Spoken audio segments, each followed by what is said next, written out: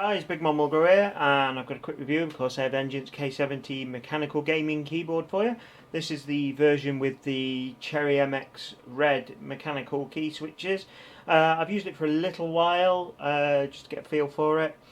It's a really nice feeling keyboard. It is quite quick to adapt to as well. I quite like the layout. What I'll do, I will quickly go over the box stuff. If you want to read all the stuff on the box, all I'm going to do is going to get it in focus, and then I'm going to drop the box out of the way, and we'll get on with showing the keyboard. So just let me find which one's the English one. Right, so like I say, I'll get it in focus and then move on.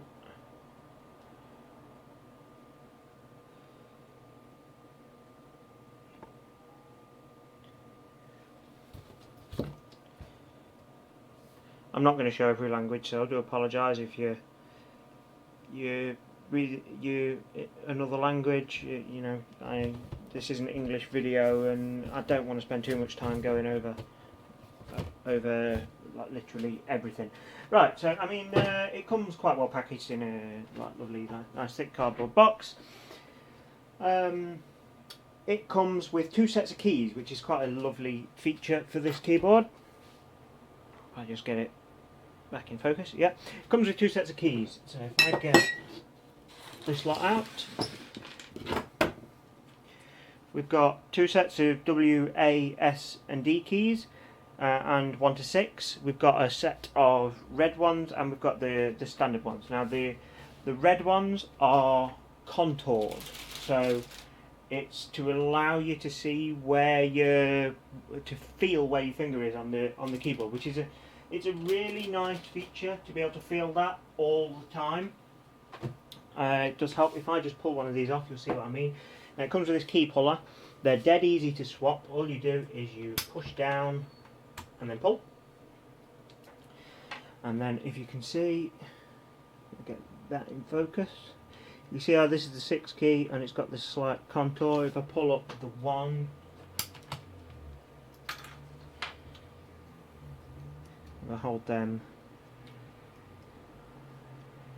up, you see what I mean about them having this sort of contoured shape. The WAS and D are the same, and all you do when you want to put them back on the keyboard, you just put them in place and press. There's no click, they just sort of slide into place if you put them in the right place. Dead easy to do. The keyboard itself does feel nice and high quality. As with most of Corsair stuff, it looks very polished, but it's not massively flashy. It's all about function, and it's a comfortable keyboard to use. It's not particularly loud.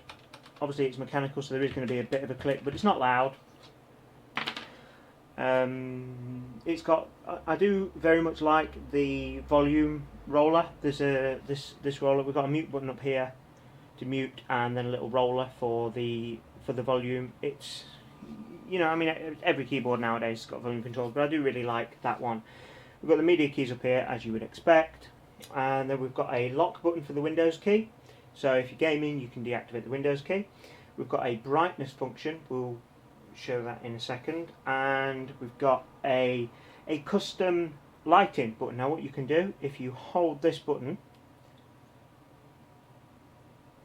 see it's flashing red. Now what that'll do is you can press any keys you like to toggle them on or off, and it will light those keys up, and you hold it again until the ring round it goes off, and it remembers what buttons you've lit up. So you can have whatever arrangement you like. In this case, I've got 1 to 6 WASD, and then the Shift, Control, Alt, Shift, and Enter keys, because they're the ones I'm using in the game I play the most at the minute. So, which is Dota 2. And what we can press that button. Just press it once, and it switches between lights, between the patterned lights, or the whole keyboard lit up. And we can also change the brightness. Just let me flick the lights off and you'll see what I mean much better. Turn the lighting down. Now we've got different levels of brightness. There's off, low, and a couple more levels of low, medium, and high. And this does. I do love the colour on this. I mean, I'm more concerned about the function of my keyboard, but I do really like the colour of this red one. There is another keyboard Corsair bringing out with, which was announced at CES, that's going to be able to do any colour in the spectrum and dance and do phases and all sorts. But I do really like red. I would, my personal preference is always going to be for a red keyboard. I do really like the blue one as well, but I don't like pink. It's not me, not at all. But yeah, we've also got on the back of this, we've got a USB port. It's got the cable for this keyboard. It's got two USB ports on it.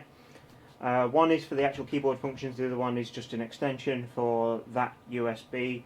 So it makes it easier if you plug in memory sticks in and stuff. You don't have to bend down. No moving your gaming PC around, because let's face it, most of us gamers have got a pretty weighty PC, so we don't want to be shifting it around. And it's just general. It's this sort of brushed aluminium finish. It's a lovely finish to it. The keys are sort of textured keys. The only two things I'd really put as downsides to this keyboard is the wire is really chunky, and I sort of had to bend it straight when I first used it, because it was so rigid. It sort of set in shape, and it didn't want to sort of agree. A little bit of twiggling, and that's fine. That's a really minor point. The other point, if I just pull the number 3 key off, is the coloured keys don't have symbols on them.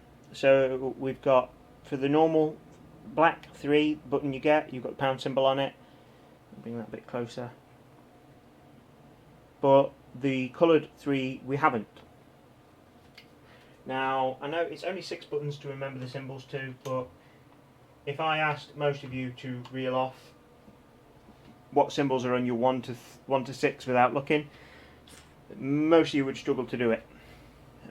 It's not a lot to get used to, and to be honest, if you are typing on this keyboard, you probably want to switch the keys back.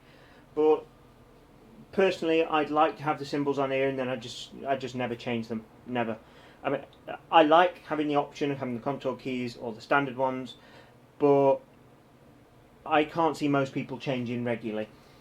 It's just too much of a ball ache to change regularly. I imagine what most gamers will do is the same as what I would do with this keyboard, is put the contour keys on, put the standard keys back in the box, and it will go in a cupboard and never get changed ever. Never get touched again. I say, having the standard flat keys would be more comfortable for typing, but and I do a lot of typing with my work, but still I would just leave the contour keys on. It's just not worth the effort changing them. So I'd like to have some symbols on it. It'd be nice if Corsair put symbols on it, but I think they just went for the standard 1/6 just for cosmetics. I mean, it does look a bit nicer without, the extra mess of symbols on it, but it's a keyboard. You expect to see symbols on it.